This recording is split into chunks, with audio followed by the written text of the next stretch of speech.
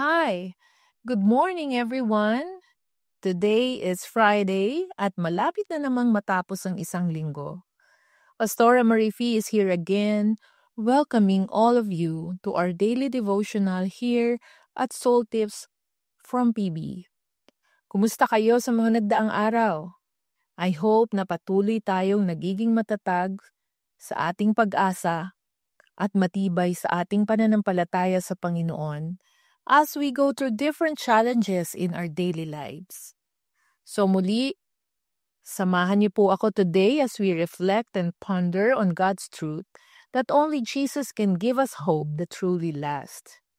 Today, we will talk about what the Lord is saying to us in 1 Peter chapter 1 verses 8 and 9. So let me read it for you. 1 Peter chapter 1 verses 8 and 9. Though you have not seen him, you love him. And even though you do not see him now, you believe in him and are filled with an inexpressible and glorious joy. For you are receiving the end result of your faith, the salvation of your souls. Let us pray. Lord, aming Diyos Ama, salamat po sa araw na ito. Buksan mo po ang aming puso at isipan as we listen to your word and reflect on it. Teach us na makita namin na kahit sa gitna ng mga pagsubok o mga suffering and pain, we can still experience true joy in you. Ikaw po ang aming pag-asa at kalakasan sa araw-araw. Kaya ito po ang aming samot dalangin na samahan mo po kami sa araw na ito. Sa pangalan ni Jesus, Amen at Amen. Alam nating lahat kung gaano kahirap minsan ang buhay. May mga panahon na parang walang kasiguruhan. Lalo na pag nahaharap tayo sa mga iba't ibang problema. Problema sa pamilya, sa trabaho, o sa ating kalusugan, o sa ating mga finances.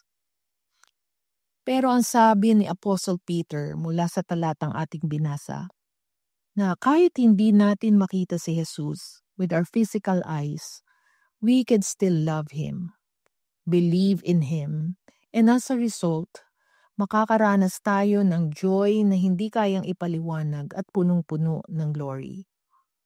Kung tutuusin, hindi ibig sabihin na dahil Christian tayo, wala na tayong pain na mararanasan o problema o mga trials.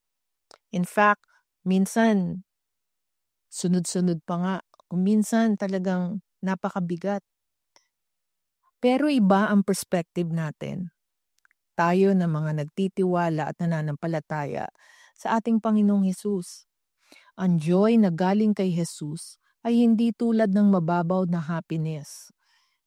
Happiness kasi is dependent on circumstances. Yung bang parang kung okay lahat, masaya ka. Pero parang pagka hindi ayon sa ating gusto ang mga nangyayari o may kalungkutan, syempre ang hirap magsaya. Pero joy is deeper. It is rooted in Christ. Na kahit mahirap ang sitwasyon, may assurance ka na secure ang future mo with Him. Kaya joy wins, hindi dahil madali ang buhay, kundi dahil Jesus is alive and He is with us. Joy is not fake smiling. Parang joy na pag magpapapicture ka, di ba? Smile, hindi ganon. Or pretending na okay ka kahit hindi. Joy is trusting na kahit umiiyak ka ngayon, hindi ito ang ending ng story mo. Kahit na may pinagdadaanan kang mabigat sa ngayon, alam mo matatapos din ang hirap at sakit. Sabi nga ni John Ortberg, there will be great pain and there will be great joy. In the end, joy wins. If joy has not yet won, it is not yet the end. So kung dumadaan ka ngayon sa pagsubok, maybe broken relationships or financial struggle o health battle, ang sakit na matagal mo nang dinaraing, or grief na pagkawala ng mahal sa buhay, remember, your story does not end in pain. In Christ, it ends with joy. So, saang area ng buhay mo ngayon, kailangan mong maalala na dahil kay Jesus, joy will win in the end. Siguro sa linggong ito, sa mga darating na araw, ito ang maging response natin sa mga challenges ahead of us. Una, choose faith over fear. Every day, remind yourself na kahit hindi mo makita si Jesus, nandyan siya. Manalig ka sa mga pangako niya. Always come to Him in prayer, knowing na He will always be with you at kailanman hindi ka niya iiwan o pababayaan. Pangalawa, look beyond the present. Don't measure your life by what you feel now or what you see now. Tignan mo ang sitwasyon mo with an eternal perspective. That your soul is saved and your future is secure in Christ. Pangatlo, share joy with others.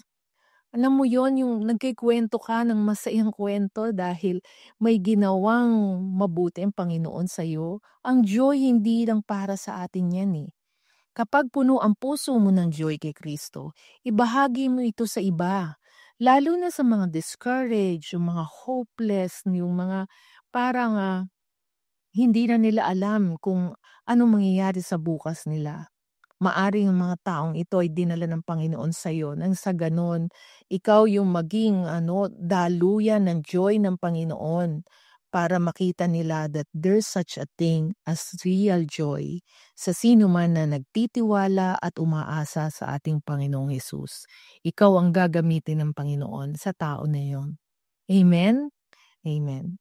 So, tayo'y manalangin at ipanalangin natin na magkaroon tayo ng mga ganong pagkakataon na gamitin tayo ng Diyos na maibahagi ang kagalakan or ang joy na meron tayo sa Kanya. Panginoong Hesus, salamat dahil Ikaw ang dahilan kung bakit joy wins sa buhay namin.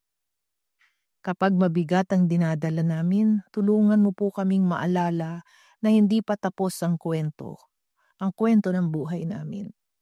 Salamat sa assurance ng kaligtasan at sa joy na hindi matitinag.